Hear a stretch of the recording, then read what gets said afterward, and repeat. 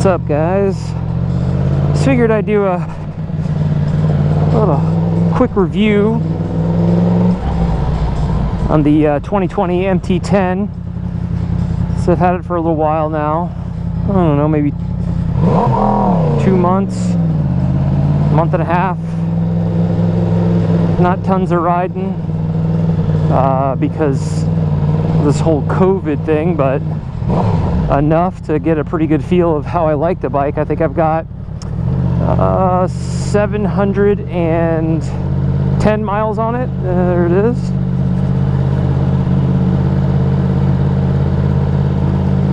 Averaging about 29.5 miles to the gallon. Not too bad. It does seem like it does drink a lot of gas, and I don't know if that's because, see, this bar, this gas gauge up here, is the whole half of it just disappears eventually, and then all of a sudden you're like, oh, I'm halfway there, and then all of a sudden the other bars seem to go just a little quicker. So I don't know if it's really that much worse on gas than, let's say, the mt10. I start to get about 85 miles or so on the mt10, and I would go ahead and start getting close to a gas station. And I do the same thing with this one. So I think they're pretty close, but it just seems like it's using more. I mean, I know it's technically it's not getting the same. There's no doubt that the mt10 gets better mileage. Come on, dude.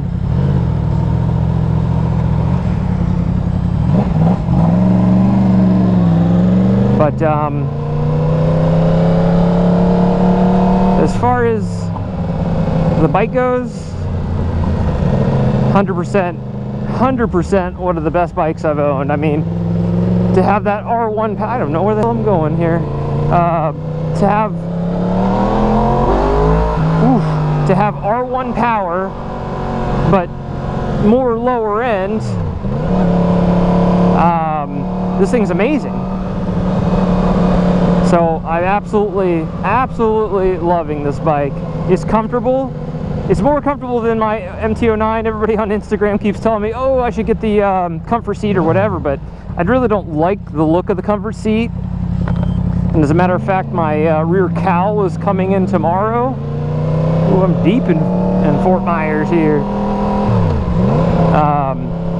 I'm sorry, Monday it's coming in. So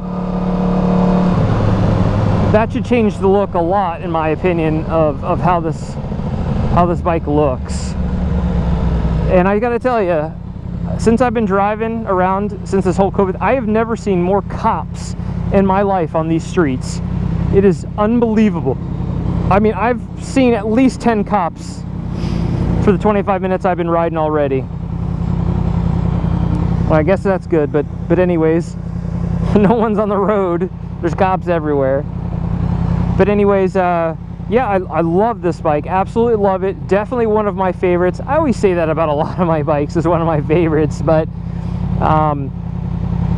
you know, I guess if a new one comes out and it's much faster or whatever, then you could say, well, that sucks, because, you know, I feel like this is a bike that I could possibly keep for a long time.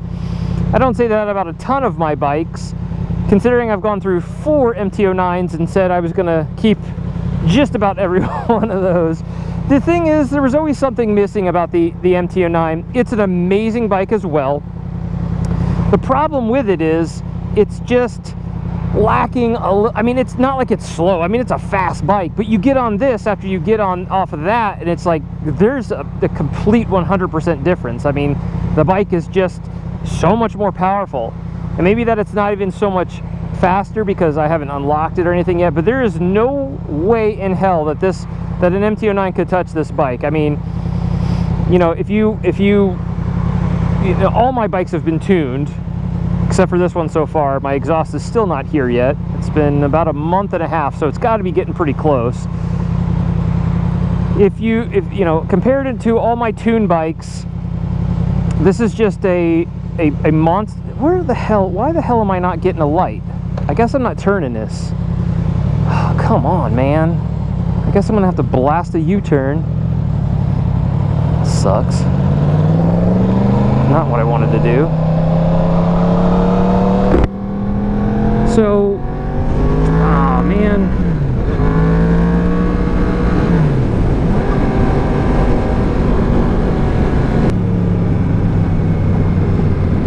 Oh, anyways, yeah, compared it to the 09. I mean, there's no doubt this is a beast compared to the mt10.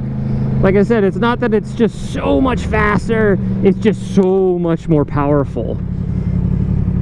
I mean, that's all there is to it. I mean, there's one more cylinder, it's just a bigger engine, it's an absolute monster. This thing is ridiculous. I love this bike. And the low end is just crazy.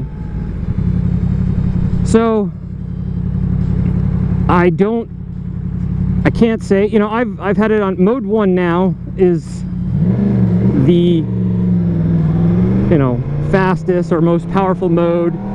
It used to be B before, now it's 1. And I've never put it in mode 2 or mode 3. I actually had a guy ask me today, he's looking for his first bike, if this would be, you know, an okay bike, can you put it on Power 3? And I haven't tried Power 3, and I'm not really gonna. I just don't think this is a great bike for a beginner. It is a lot of bike to handle. You know, it's a handful. Like, even when I first got on it, I was like, whoa, it's a lot of bike to get used to handle.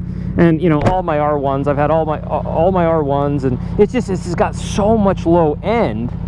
It's a beast. It's a handful of control, which I love. I love a bike that scares me a little bit and keeps it exciting.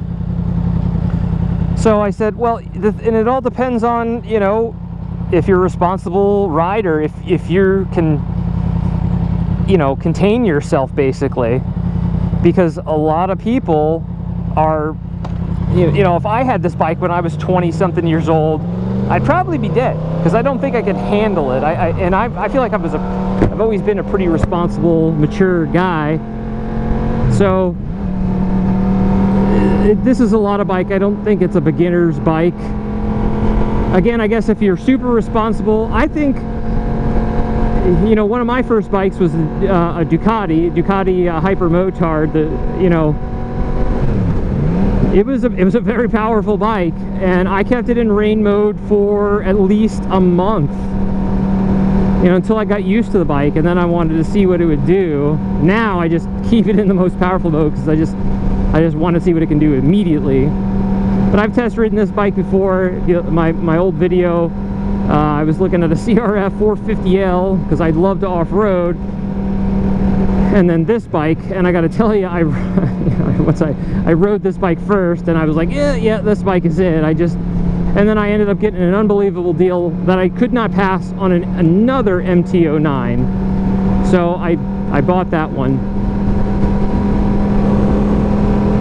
And then I sold that one after, I don't know, I think I had it for 8 months, 9 months, maybe a year, I can't remember, and I sold it to a buddy of mine, and which is great, because we can ride together on it and everything, and it's all set up for him, and it's done, you know, there's nothing else really to do to it.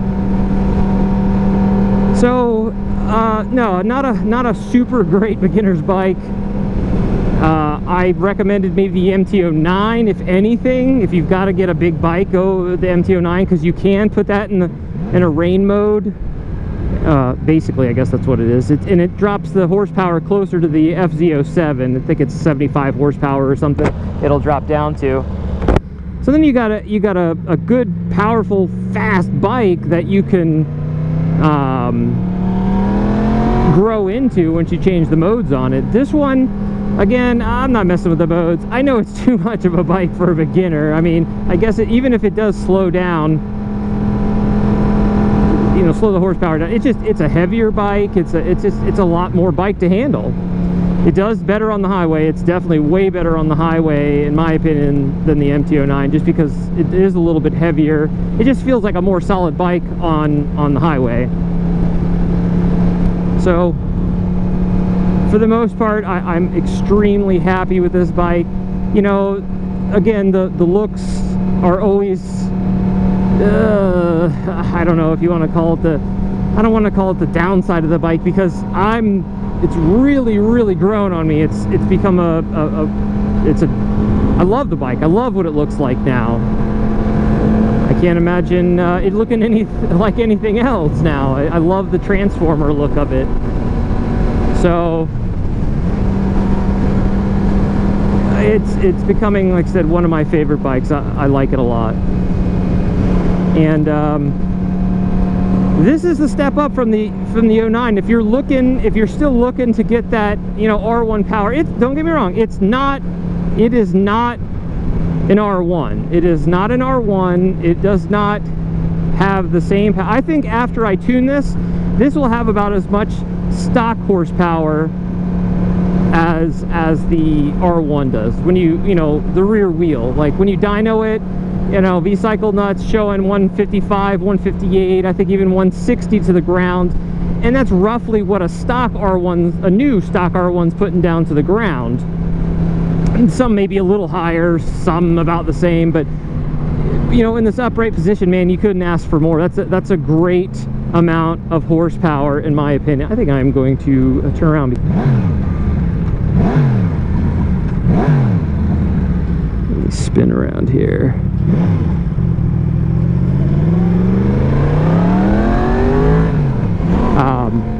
So you're never really going to get bored with this horsepower, in my opinion. I mean, me personally, I've had it for however long now, 700 and something miles, and I can't believe that I'm actually going to be able to tune it. It's going to get 20 more horsepower between the exhaust and the tune, 25 more horsepower. Because it looks like most of them are putting in the 130, 135 range down to the ground, and then once you dyno it in the 155 to 160 range. So I think that's pretty good. That's not bad. And that's a lot. This is a lot of horsepower for this bike as is, and then to tune it and get that much more, it's awesome. So I think most people will be very happy with this bike, unless you're trying to go, you know, down the highway at 200 miles an hour. This is just not the bike for it. I'm not saying that it wouldn't necessarily do it, but it's, you know, there's better bikes for that. This is a comfortable, fast bike. You know, this will pop up in third gear, no problem. Everybody says once you tune it, it'll power up in fourth as well. I've actually had it floating in fourth gear stock, so I definitely believe that. So, really cool bike. I'm really digging the looks of it. Now, it's just growing on me. I've always liked it a little bit, but there's some certain parts of it that I never liked. But I've done a lot of stuff to it that's kind of made it my own and made it the way that I like it. You know, with all the powder coating and taking the blinkers off, and you know, so I'm excited to get the rear cowl and that exhaust, and I'm pretty much done. I mean, there'll always be something I want to do to it here and there, but for the most part the bike will be done. Change the oil in it, extremely simple. You know, filter, drain it. You know, I use mt10 40 weight, fully synthetic. You know, it's the red kind. Everybody seems to ask me that a lot too, what oil I'm using. So I do have the silencer pipe off of it. Just the cat is on right now, and that pipe is that I took off is straight through as is, so it shouldn't affect anything. It just has a little bit more of a deeper tone, a little bit more sounds, a little louder. I absolutely hate the stock exhaust. It's huge, it's ugly, and it's too quiet. So I even do that with the R1s while I'm waiting on my exhaust to get here. I always take the silencer, the pipe end off of it. So if you guys are looking for that step up from the 09 Don't let anybody tell you anything otherwise. I mean, I know there's a couple of guys on the forums or Facebook or whatever, and they've got both bikes, and one will, you know, I'm telling you right now, plug in my mouth, I've had 4 mt10s, 4 of them now. I've got tons and tons of miles on those on that bike, you know, and it's not as comfortable as this. It's not as fast as this, and it's definitely not as powerful. And you know, I don't care what any mt10 guy says. I know this might hurt your feelings. Hey, look, I'm down. I love that bike as well. It's a great bike, but it is not this bike. And this bike will eat that one up. Not by a ton. Not by a ton. I'm not saying it's that much faster. Like I said, it's just this power. The torque is incredible on this. So I've had 3 brand new R1s as well, and it's not that I can't take the position. This is just so much more practical. I love sport bikes. They are awesome. This thing's sick too. It's got cruise control, which I was like, oh, that's, you know, I didn't think it'd be a big deal, but it is kind of nice.